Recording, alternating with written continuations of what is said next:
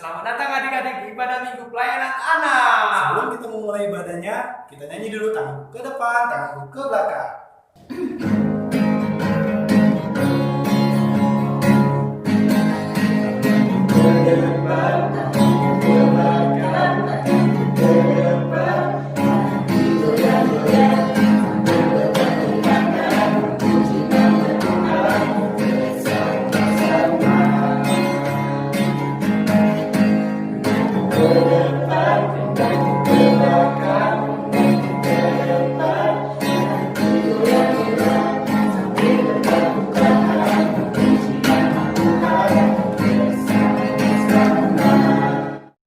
Adik-adik, sebelum kita mulai ibadah kita, mari kita bersatu di dalam doa.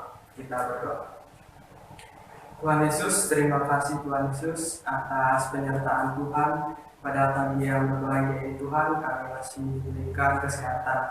Ya Tuhan Yesus, sebentar kami akan memulai ibadah ini. Berkatlah ibadah ini Tuhan dari awal, pertengahan hingga akhirnya. Kiranya kami dapat beribadah dengan baik dan tulus ya Tuhan. Ya Tuhan, begitu juga dengan Bang Niko, Engkau berikan Bang Niko kemampuan untuk menjelaskan firman Tuhan dengan baik, agar mampu dilaksanakan oleh adik-adik kalian di dalam kehidupan mereka sehari-hari. Inilah doa syukur kami Tuhan Yesus, dalam nama Tuhan Yesus Kristus kami telah berdoa dan bersyukur. Amin. Baiklah adik-adik, sekarang tiba waktunya kita untuk mendengarkan firman Tuhan. Firman Tuhan minggu ini terambil dari Efesus 3 ayat 1 sampai 13. Mari buka Alkitabnya adik-adik.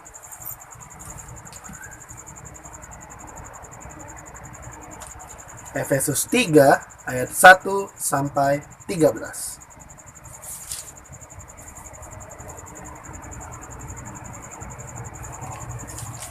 Kalau udah ketemu, jangan lupa dikasih garis pembatas biar adik-adik gampang nanti kalau misalnya Alkitabnya tertutup.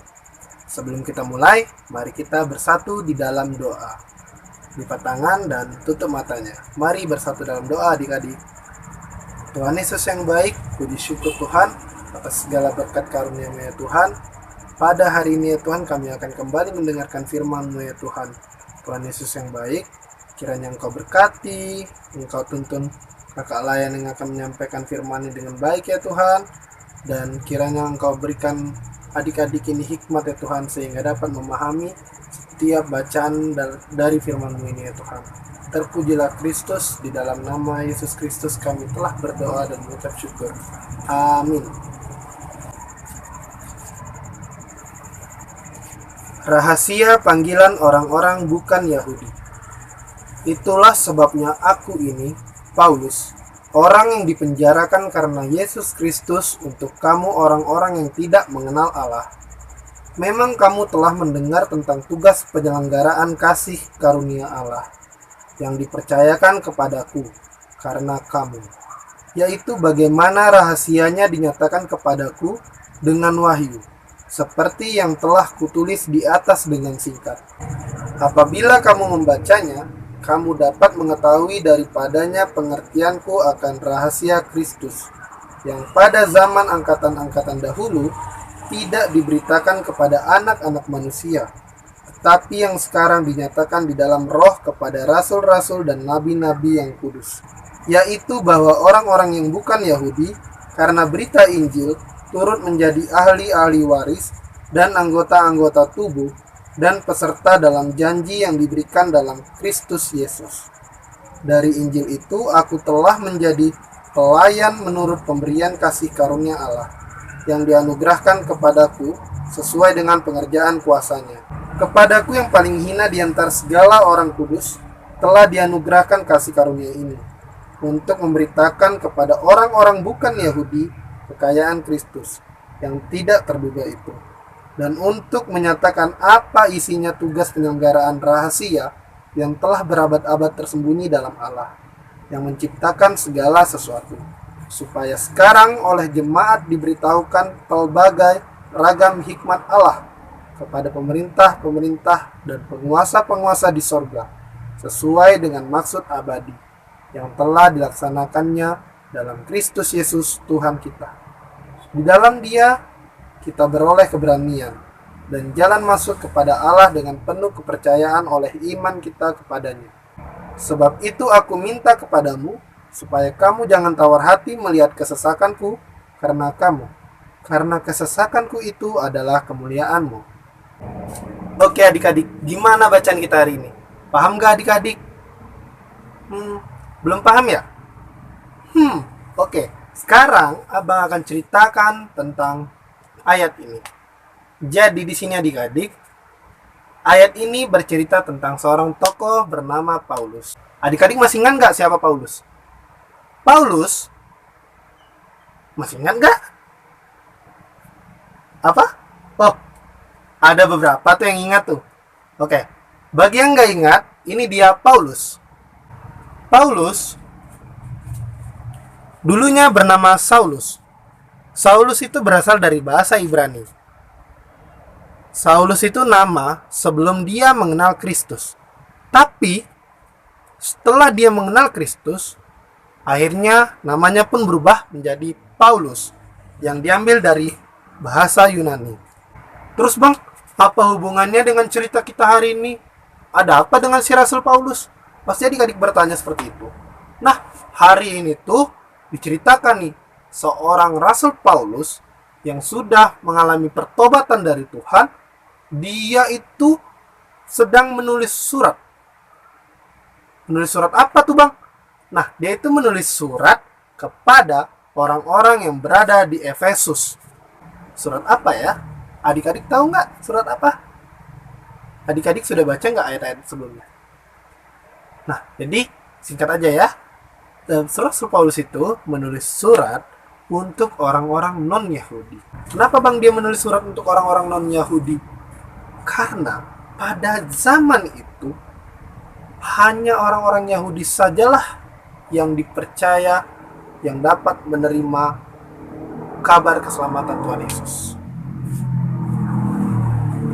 yang dapat menerima kasih karunia Tuhan Yesus. Disinilah Rasul Paulus ingin menyatakan yang benarnya. Rasul Paulus dipakai Tuhan untuk menyampaikan kepada orang-orang yang bukan non-Yahudi bahwa bukan hanya orang Yahudi saja yang boleh menerima kasih keselamatan Tuhan, kabar kebaikan, kabar keselamatan dari Tuhan. Orang-orang non-Yahudi juga bisa, asalkan mereka mau percaya adik-adik.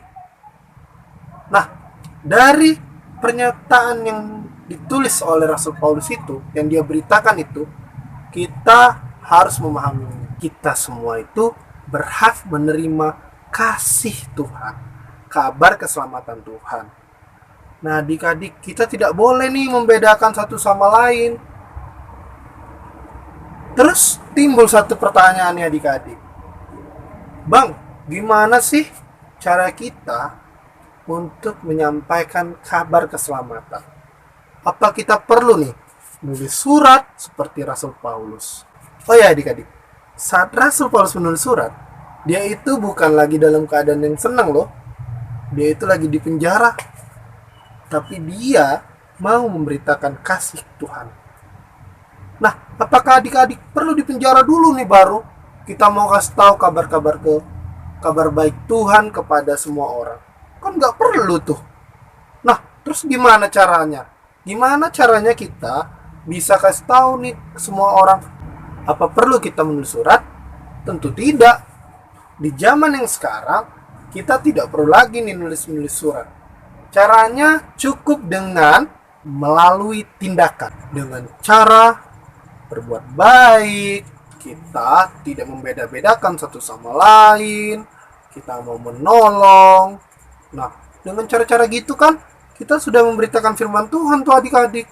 Jadi tidak usah lagi nih kita perlu tulis-tulis surat, terus kita kirim-kirim ke orang. Nggak perlu. Jadi kita dengan melakukan tindakan aja adik-adik. Selain itu bang, apalagi bang? Dengan rajin belajar, kita tidak berbohong. Itu sudah salah satu contoh untuk memberitakan kabar keselamatan Tuhan Yesus loh adik-adik. Nah, kira-kira udah paham kak firman Tuhannya? Nah, gitu dong kalau sudah paham. Baik adik-adik, kalau udah paham, Jadi pesan kita hari ini, kita tidak boleh membeda-bedakan. Dan di dalam Tuhan, semua orang memiliki hak yang sama. Demikian firman Tuhan. Amin. Halo adik-adik, sekarang waktunya untuk mengumpulkan persembahan. Nah, persembahannya jangan lupa untuk dimasukkan ke dalam amplop. Baru nanti dititipkan ke orang tua ya. Ayo, semuanya sekarang bangkit berdiri, kita bernyanyi. Bersyukur kepada Tuhan.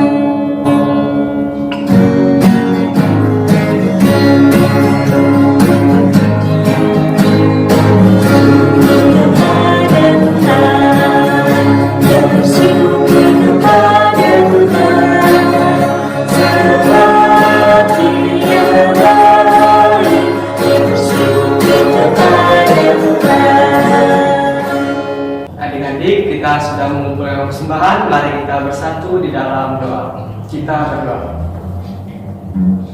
Tuhan Yesus yang baik, terima kasih Tuhan atas segala penyertaan-Mu.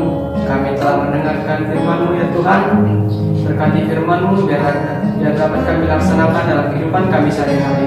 Ya Tuhan, biarlah juga persembahan ini dapat berguna bagi gereja dan pelayanan ya Tuhan. Inilah doa syukur kami Tuhan. Dalam nama Tuhan Yesus Kristus kami telah berdoa. Amin.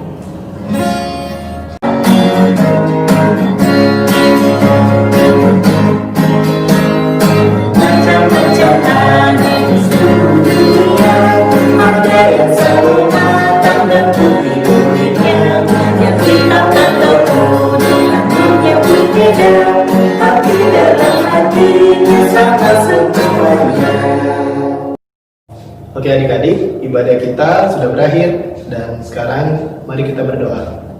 Mari kita bersatu dalam doa. Tuhan Yesus yang baik, terima kasih banyak ya Tuhan atas pimpinan-Mu ya Tuhan, sehingga ibadah hari ini dapat berlangsung dengan hikmat ya Tuhan. Kiranya segala firman yang telah disampaikan ya Tuhan dapat kami aplikasikan dalam kehidupan kami sehari-hari ya Tuhan. Ya Tuhan, kiranya juga Engkau sertai adik-adik lain ini ya Tuhan.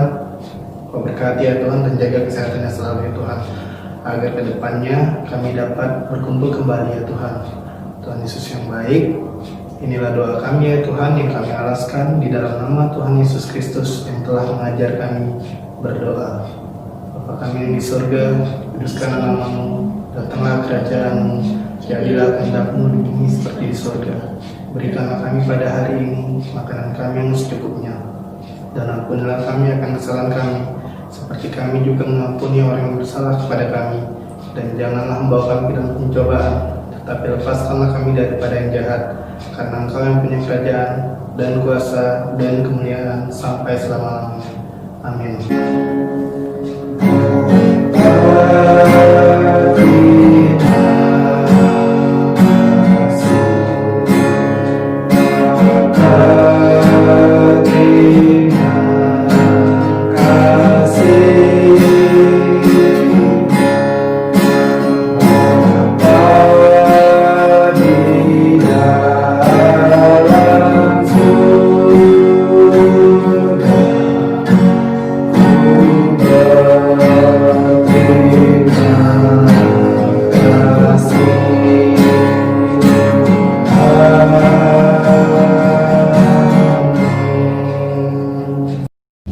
Oke adik-adik, sudah berakhir nih ibadahnya. Nah, seperti firman kita tadi, adik-adik harus memberitakan kabar baik dengan melakukan perbuatan baik. Nah adik-adik, ketika kita melakukan perbuatan baik kan kita bersentuhan.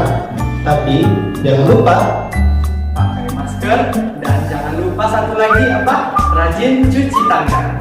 selamat hari Minggu.